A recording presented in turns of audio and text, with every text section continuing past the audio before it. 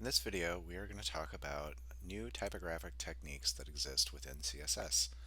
So I've set up kind of a dummy article here using a main element, and then we have an article that contains all of the information that we see on the screen here. We've got an H1, 3 paragraphs, an H2, 3 more paragraphs, and then an image. So let's look at some of the new options that we have available to us to make this more appealing from a typographic and print design perspective. So before we get into those specific techniques, I'm going to just do a little bit of setup CSS here. So first we'll say HTML comma body, margin 0, padding 0, then we'll say star selector, which selects everything, and we'll say box sizing border box. And if you remember from Web 1, these are just two rules that are extremely useful to have in every piece of CSS you ever write. It's good just to kind of like level set the styling that you're doing. So now if we look back at our HTML here, I have a main element and I want to restrict the size of that. So we're going to say main width 95%, max width. Let's just keep this kind of small, so we'll say 768 pixels. And then we want to center it, so we'll say margin 0 auto. That should stick it right in the middle of our viewport window. So already we're looking a little bit better here. For all of the paragraphs, I would like to just make these into a sans serif font. So I'm just going to use an element selector for the paragraphs. And then we'll say font family, sans serif. Great. Okay. So that's a good start. Let's look at some of the new techniques that we have available to us to kind of liven this up a little bit. So the first one that we're going to look at is multi-column layout. And multi-column layout is a way to take the content that exists within a section or a given piece of HTML content, which we can separate out with a selector, and display it in columns. So we have a couple of different options here. So let's come up to this first part, these first 3 paragraphs here, and I'm going to set these apart with a section. So I'll say section, and then I'm going to cut these paragraphs and put them inside that section. And then we'll give this a class. We'll say class equals multi-column. And then down in our CSS, we're going to use that class to select it. So we'll say period multi-column. And setting up columns is relatively straightforward. We have a couple of different options that we can use, but the first property that I'm going to show you is called column count. And let's set this up as 2 columns for now. So we'll say column count 2. And as you can see, immediately our content has laid itself out into 2 columns. And you can kind of go crazy with this if you want. You can do 3, 4, 5. I mean, you get the picture. So I'm going to leave this with 3. And then you'll notice as the space changes, the words flow from one column to the other. So there's never a point at which you have an illogical break between, I mean, despite this being lorem ipsum, an illogical break between the last word and the first word. It always makes sense, and it's always fluid depending on your screen size. Now, you might notice that this first paragraph here has some margin on the top of it, and we know that because it is pushed down a little bit as compared to the second paragraph. So let's just validate that by right-clicking, doing inspect element, and when we hover over that, we can see highlighted by the yellow, we see the margin that is pushing that down. And visually that's less than ideal, so let's take care of that. Now, we could do a couple of different things here. We could use a pseudo selector to select the first paragraph that exists. That would be totally fine, and I'll show you that example. Or we can give this its own class. So we'll say class equals first dash paragraph, or first slash para. So then down here in our CSS, we'll select that class by using a period, and we'll say first para, open and close curly bracket, and we'll say margin top 0. And then that gives us the nice alignment for all three of these columns. We could also, let's comment this out real quick. If we wanted to use a pseudo selector, we could use the class selector for the parent element. So we'd say multi-column space to select an element within that parent element. P, so we're just looking at a paragraph, and then we're going to use a colon, and we'll say first dash of type. And that means find that first paragraph that exists within the multi-column parent element. And we'll say margin top 0, and then you'll see same thing. So either way you want to go about this, it's the exact same output. You can select that first paragraph within the parent element with a class of multi-column, or you can just give that first paragraph its own class. I tend to prefer just using classes for just about everything. So I'm going to go with the class approach. It just makes it a little bit easier, and then I can use this class on other things where I want to remove the margin top. But I'll leave this here for your reference. Okay. So next up, we can also set up the widths of these columns. Maybe the number of columns is less important to me than the width of them. So instead of column count, let's go ahead and comment this out for the moment. We can do column width, and we'll say 200 pixels. And then our content is going to it's going to give us as many columns as possible based on setting those up as 200 pixels. So you can imagine a situation where if our parent element was a little bit wider, then we'd get more columns. But that's really up to you. So with multi-column layout, you have two options. You have column count and you have column width. All right, so I'm going to put column count back in, and I'm going to leave column width here for reference, but I'll comment it out. Okay, so now we have 3 columns. Great. So I'm going to save this, and next up I'm going to show you a new property called initial letter.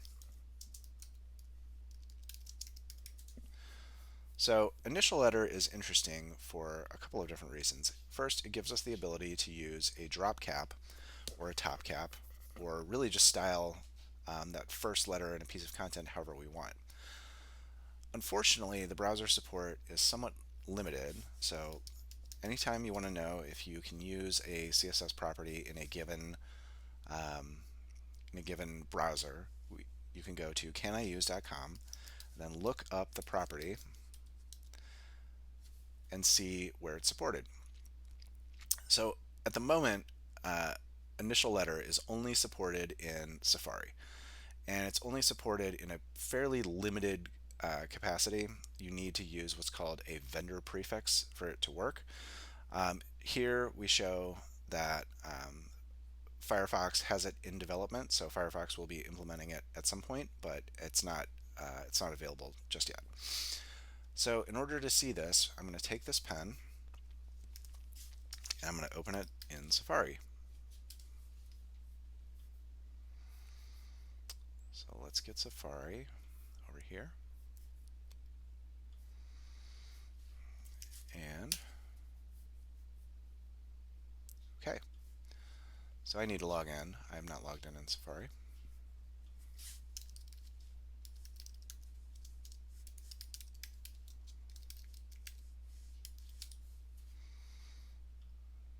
Okay. All right, so let's say I want to have a drop cap or a top cap or something like that on this first part. So the way that this works is first I need to select the element that I want to get the first initial letter from. So in this case, I already have a class on my first paragraph here, first para. So I can come in here.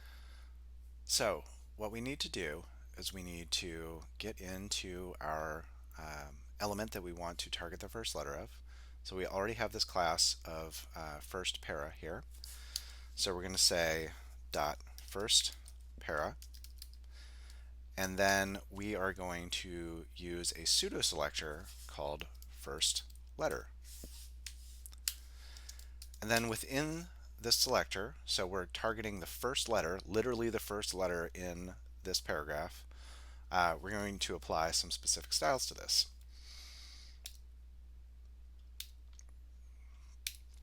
Now, what we've said here is we want the color to change. We want it to be orange. We want to bold that font, and we want to add a little bit of margin on the right hand side of that letter to kind of space the text out here. And then this property is where things get interesting. This is the vendor prefixed, which is what this WebKit is, WebKit initial letter property. So by saying 4, what we're saying is that we want this to take up 4 lines. This could be really whatever you want. You could say 2, and then it'll take up 2. You could say 7, and it'll take up 7. But let's stick with 4. But now that we have control of this specific letter, we can really do anything that we want with it. We could make this the background color, and then we could say color white, and then we can give it some padding. We'll say 1em, and now we have a block cap. That's pretty cool. So you can imagine a situation where you can really do anything that you want with this initial letter. So I'm going to set it back to being uh, an orange big letter that takes up 4 lines. Let's get rid of this padding here. Let's actually put a border on it just for demonstration. So we'll say border 3 pixels solid, and then that will take the color that we've already specified, and then in order for that to look not ridiculous, we can put some padding back on it.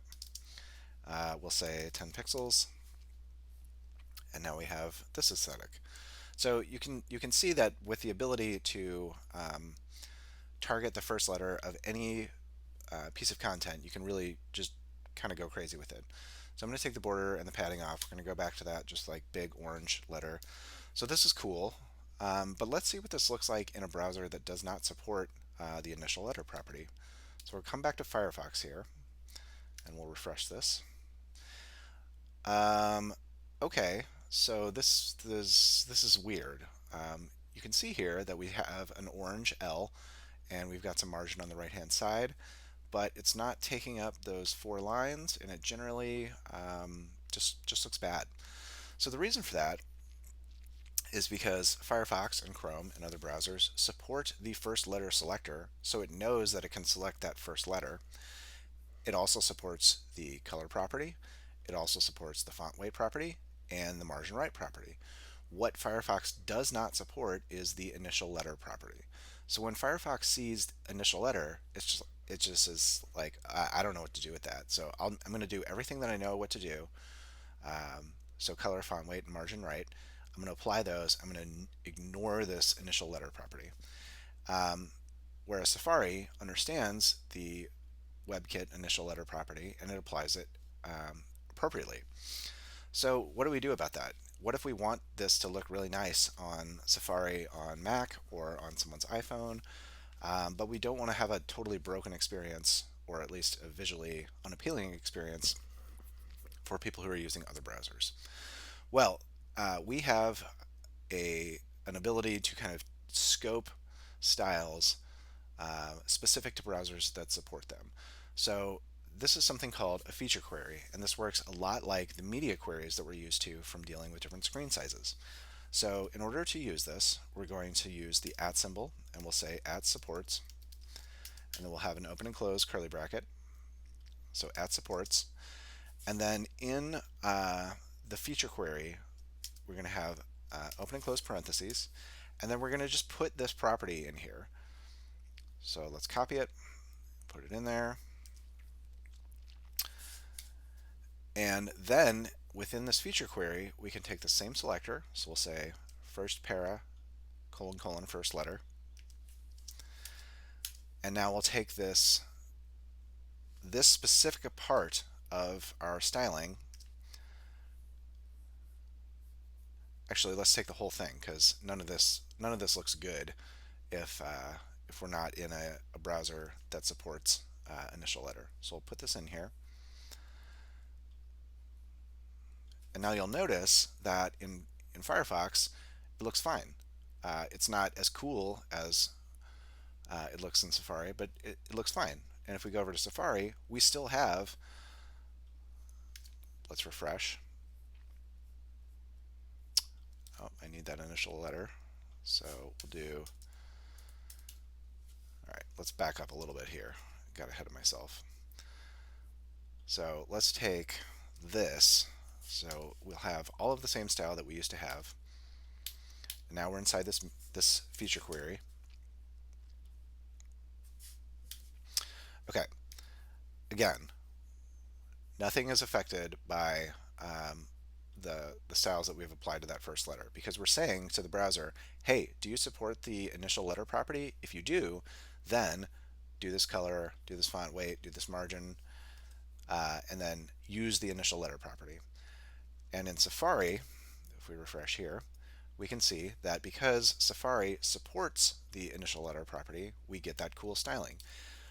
Using feature queries like this makes it so you can use cool CSS that does really interesting visual things and not degrade the experience for people who are on browsers that don't support it. So if you're on Safari, you get a little bit more interesting visual typographic implementation. If you're on a non-supporting browser, then you get the basics, and that's still fine. You can still consume that content. Okay. So we've seen multi-column layout with column count and column width. We've seen how to deal with implementing drop caps and top caps and styling the first letter of a given piece of content. Let's look at something called CSS writing mode. So CSS writing mode makes it so we can take a heading or really anything and we can rotate it. Now you can do this with transforms, which we'll talk about a little bit later in the semester, but there's some advantages to using the writing mode property that I'll show you. Okay, so we have our H2 here, and I'm going to give this a class. So I'll say H dash dash sub heading, and then down in my CSS, I'm going to target that class. So I'll say dot H dash dash sub heading.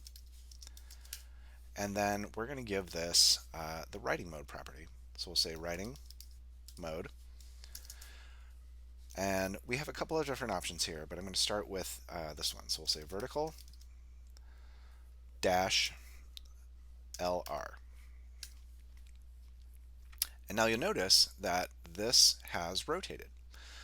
So what differentiates writing mode from using a CSS transform to rotate it is that you'll notice when I come over here and I hover my cursor over, my cursor rotates to correspond with how I have defined the writing mode. So we also have vertical RL, and you'll notice this will change it up a little bit, not aesthetically, but in terms of the way that it is read to a screen reader. And these are probably the two that you want to use, is vertical RL and vertical LR. Both of these are going to make this a little bit more interesting. So using this, you can start to do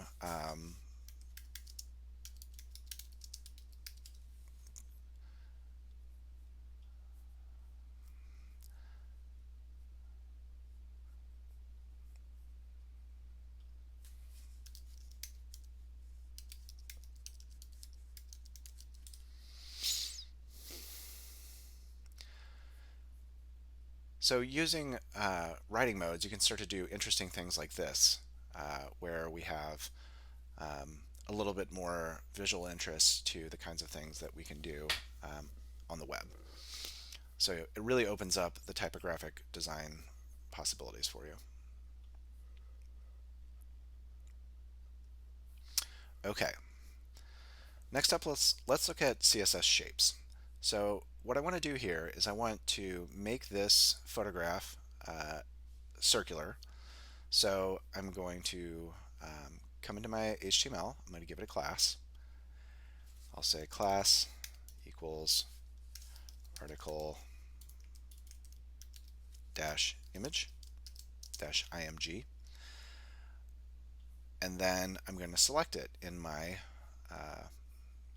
HTML. So we'll say dot article. I'm sorry, I'm selecting it in my CSS, and we'll say border radius 50%. It's going to give it some rounded corners here. Fantastic. And then I want it to kind of live alongside my content. So we'll say float left. We might need to move it up in the content to get that to happen. So I'm going to cut it and I'm going to put it right here. Okay. And then let's just cap the width and we'll say width 200 pixels. Okay, great. So now it's living within my content. I'm actually going to move it up one more so it can kind of live in the middle of this article.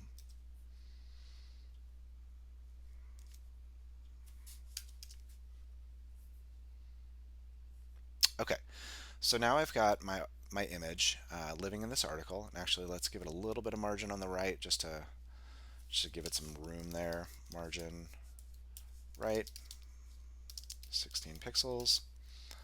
Give it some space. Okay, cool. So now I kind of want to have the text flow around this image. It's fine the way it is right now, but it would be even more interesting visually if the text could kind of conform to that curve. So let's look at how we do that.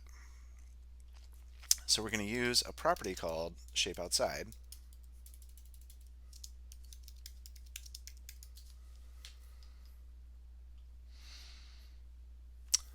And on this article, the article image, we're going to use the shape outside property. And I'm just going to say circle 50%.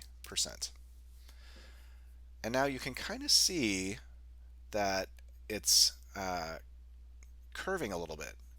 If we were to comment this out, it'll go back to that rigid vertical alignment. But with the shape outside property, now we have a little bit of curve to it. So that's cool, but I think we need to bump up the margin a little bit. So we'll say 24 pixels, push it over a little bit more. And maybe this curve is not quite what I want. What's very cool about Firefox is that if I open up the developer tools and I select that element, over here in my CSS, the styles panel, you see I have my shape outside property and then I have the value circle 50%, and then you'll notice there's this little like toggly looking icon next to it. So if I hover over that and I click on it, it immediately brings up this visual interface for me. So I can come in here and I can move that shape a little bit. I can change how it looks if I want to. I can add, depending on how I have this defined, I can add anchor points to it and move things around. But as you do this, you can edit the way that you look, the way that the shape looks, and I like this a little bit better. So you'll notice that it's changed that value for me over here as I've been interacting with this interface. And now I can come over here into my Changes tab in the third window, and I can select copy rule. I'll come back over here and I'm going to paste that in. And now I'll just get rid of my old one. Now those changes apply, and I can close my browser tool, and I have, at least for this example, improved the shape outside property such that I like the way that it looks a little bit better with this image. So that's really, really handy within Firefox. Okay, so that is kind of a brief overview of some of the cool new typographic techniques that exist in CSS that make it so you can kind of emulate some of the cool things that you can do with print design on the web.